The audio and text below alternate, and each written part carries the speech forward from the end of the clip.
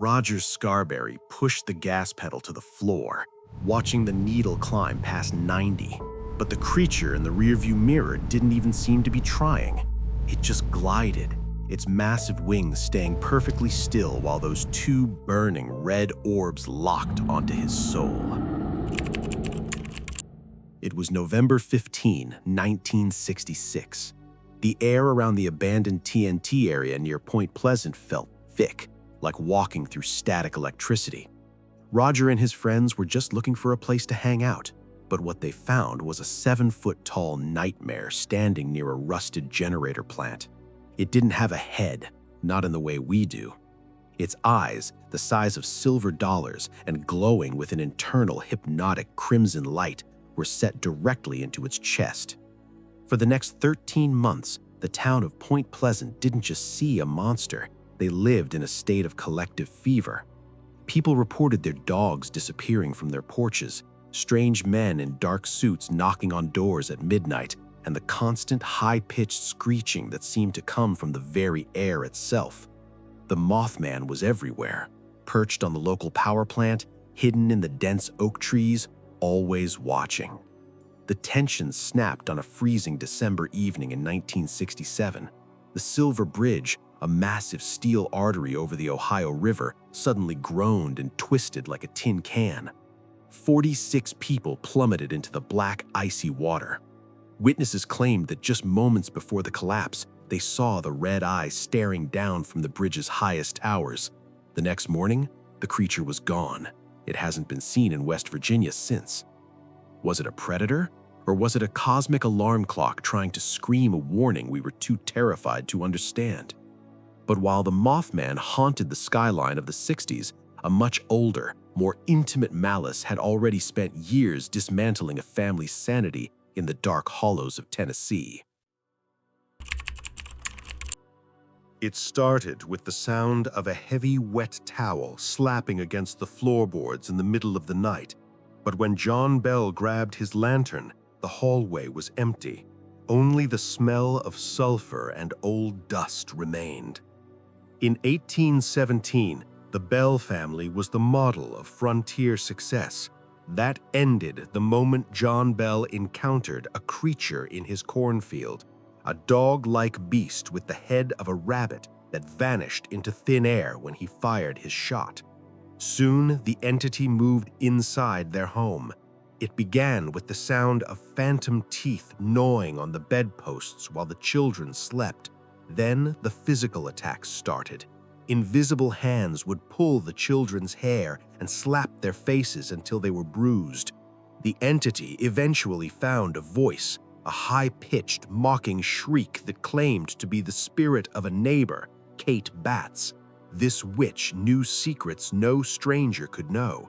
She would quote sermons from churches miles away and predict the future with terrifying accuracy. Even Andrew Jackson, the future president, fled the house after a single night, claiming he'd rather fight an entire British army than face the Bell Witch again. The torment ended in the ultimate tragedy. On his deathbed in 1820, John Bell fell into a deep, unnatural coma. His son found a small glass vial near his pillow containing a thick, smoky black liquid. They gave a drop to the family cat, and the animal died instantly. A voice erupted from the corner of the empty room, laughing, "I gave old Jack a big dose of that last night." To this day, the Bell Witch Cave remains a place of silence. But if the doors were locked from the inside, who really placed that vial by John's bed?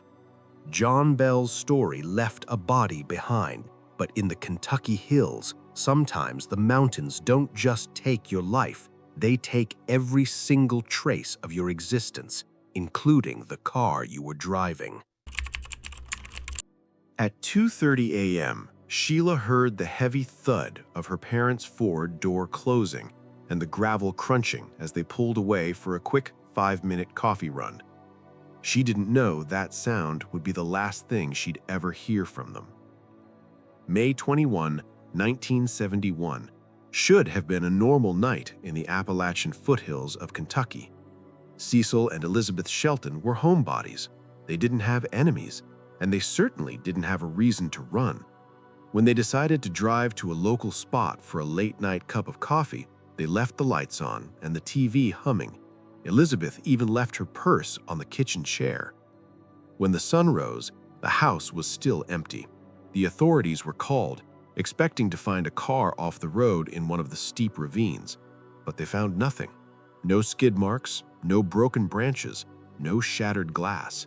It was as if a 2-ton steel vehicle and 2 grown adults had been plucked off the pavement by a giant hand. The most unsettling detail came later.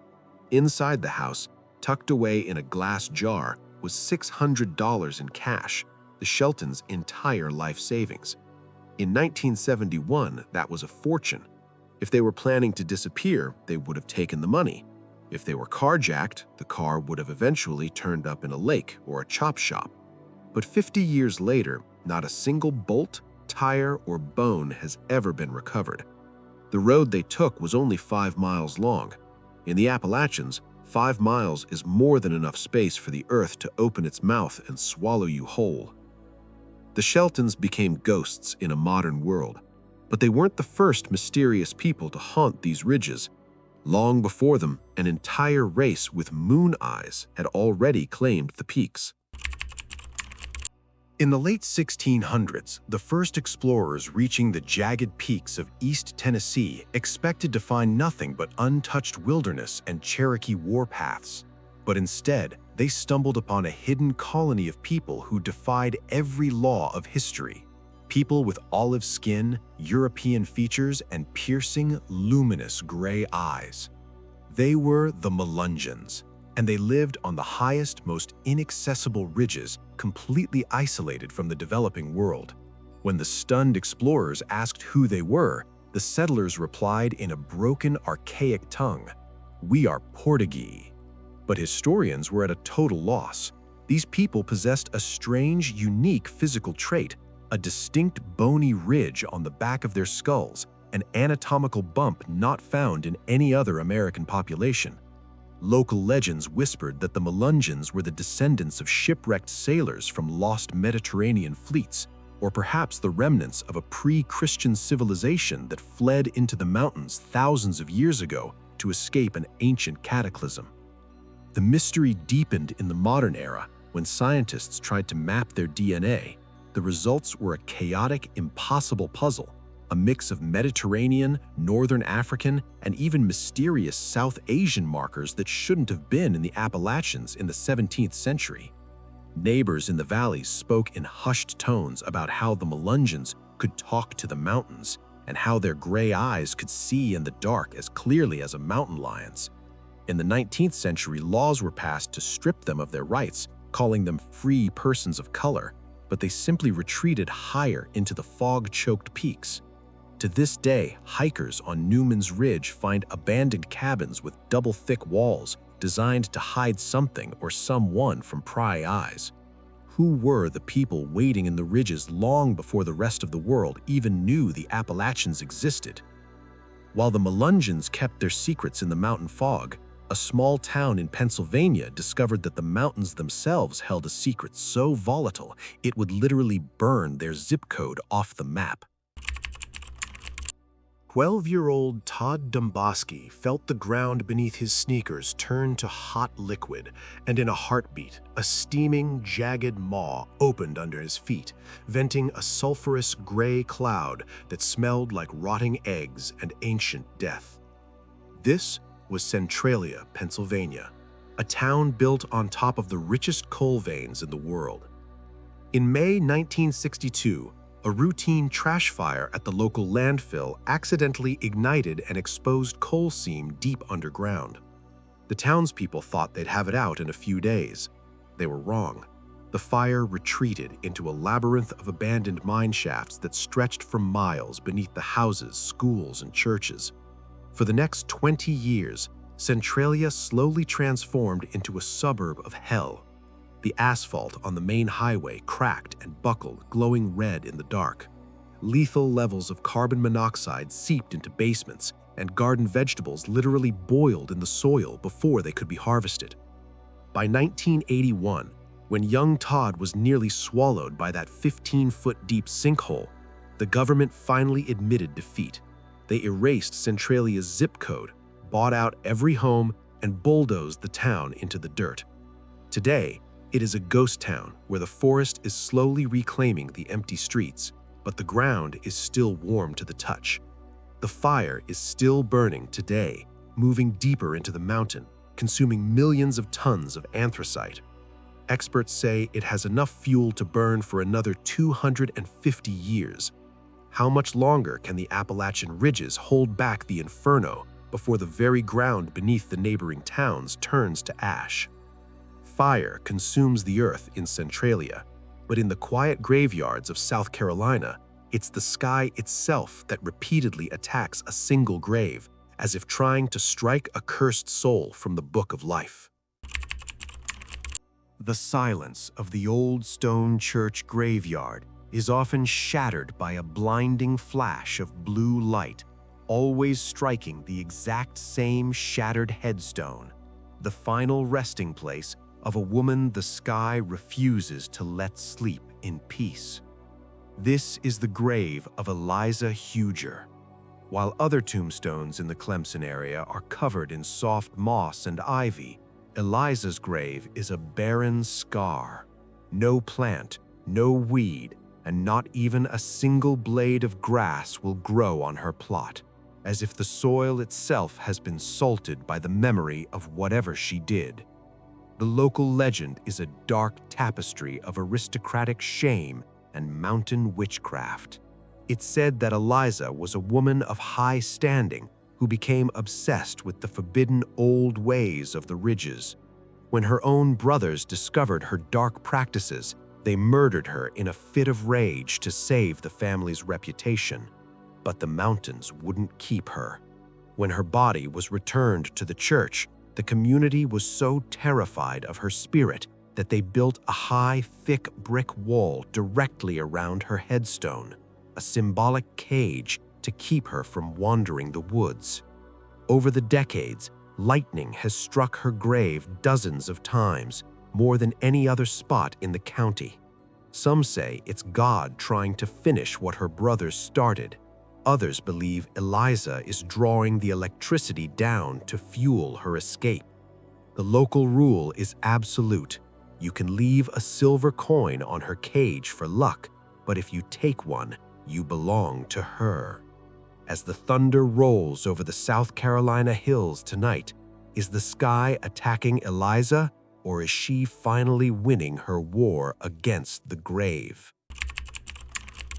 On October 8th, 1976, 16-year-old Trenny Gibson rounded a sharp, sun-dappled bend on the Forney Ridge Trail, just a few feet ahead of her classmates, and simply ceased to exist. It was a crisp autumn morning in the Great Smoky Mountains. Trenny was on a field trip with nearly 40 other students. The trail was packed, and people were walking in small clusters, rarely more than 10 or 15 feet apart. Trenny, a vibrant girl with a bright smile, was seen by several friends just seconds before she stepped behind a large stack of boulders that hugged the path. When the person behind her rounded that same corner only moments later, the trail was empty. There were no screams, no sounds of a struggle, and no rustle of leaves in the dense underbrush. The initial search was one of the most intensive in Appalachian history. Rangers, volunteers, and elite tracking dogs combed every square inch of the steep terrain. The dogs picked up her scent and followed it with frantic energy to the edge of Highway 441, where they suddenly stopped, whining and pacing in circles, as if the scent had been lifted straight into the sky. The only physical evidence ever found was a small sapphire ring she had been wearing, discovered months later near the spot where she was last seen. For nearly 50 years, not a single scrap of her clothing, a shoe, or a bone has been recovered. If Trenny didn't wander off and there was no time for an abduction, what force in these ancient mountains can pluck a human being out of a crowd without leaving a single footprint behind? Trenny's disappearance remains a tragic scar on the Smokies, but for those who have lived in these ridges for generations, her story is a grim reminder of why the unwritten rules of the deep woods must never, under any circumstances, be broken. If you're hiking through the dense Appalachian brush and you hear a baby wailing for its mother just beyond the tree line, do not go to help. Because in these mountains, a cry for help is often the last thing a predator uses before it stops pretending to be human. There is a psychological phenomenon in these 1.2 billion-year-old ridges that locals call the silence. It's that moment when the birds stop chirping, the insects go mute, and the very wind seems to hold its breath. When the silence hits, you are no longer the observer, you are being hunted. The first rule of survival is simple. If you see something in the trees that looks wrong, a silhouette that's too tall, or a face that doesn't quite have the right features, ignore it. Do not point at it, do not scream, and most importantly, do not look it in the eyes. To acknowledge it is to give it permission to follow you home. The most terrifying rule involves the mimicry. If you hear a familiar voice calling your name from the darkness of your own backyard, and you know that person is miles away or long dead, lock your doors and stay silent. These entities don't just hunt for meat, they hunt for recognition. They study the way we speak and the way we mourn. If you answer that voice, you are inviting a malevolent presence to bridge the gap between their world and yours. In the Appalachians, the darkness doesn't just hide things, it listens. And tonight, if you hear a voice in the wind that sounds exactly like yours, are you brave enough to ignore it? A voice can mimic your name to draw you in, but there is a specific type of entity in the hollows that doesn't need words at all. It uses a melody you thought was your private secret.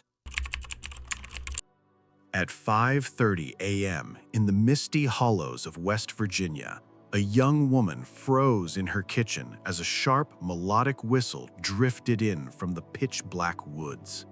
It was her own favorite childhood lullaby, performed with a haunting mechanical precision. The whistlers are a phenomenon that spans the entire mountain range, from Georgia to Maine. It almost always begins the same way. A lone hiker or a resident of a remote cabin hears a short, repetitive tune coming from the trees. The melody is often beautiful, but it feels off, like a recording being played at the wrong speed. The danger begins the moment you whistle back. To the whistlers, a response is a challenge or an invitation. Once you engage, the entity begins to study you. It will repeat your whistles, getting slightly closer with every exchange until you realize the sound isn't coming from one place, but is surrounding you in a perfect circle.